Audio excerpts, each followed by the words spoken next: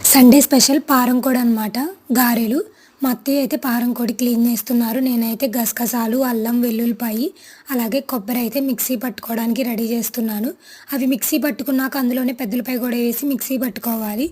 Oil అయితే వేడైన తర్వాత మిక్సీ పట్టుకున్న పేస్ట్ అలాగే చెక్క, లవంగ, బిర్యానీ ఆకు వేసి ఫ్రై అయిన తర్వాత క్లీన్ చేసుకున్న పారంకోడి కూడా అయితే వేసుకొని అందులోనే కొంచెం పసుపు అయితే వేసి మూత పెట్టి మగ్గించుకోవాలి కాసేపు.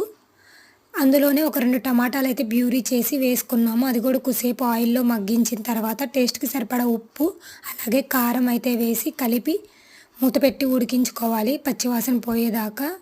నూనె అలా పై నూనె అలా పైకి తేలిన తర్వాత అందులోనే ఎసరికి సరిపడా నీళ్ళైతే పోసుకొని కొత్తిమీర అలాగే ధనియాల పొడి కూడా వేసి కలిపి ఒక 4 విజిల్స్ రానిచ్చుకోవాలి. కొంచెం గట్టిగా ఉండిద్ది. అందుకనే కుక్కర్‌లో చేస్తున్నాము. టేస్ట్ అయితే నాటుకోడిలాగా ఉండిద్ది. ఇంకా గారెల్లోకి అయితే పెట్టిచ్చేసాను వేడిగా. టేస్ట్ అయితే చాలా బాగా వచ్చింది. ఒకసారి మీరు కూడా ట్రై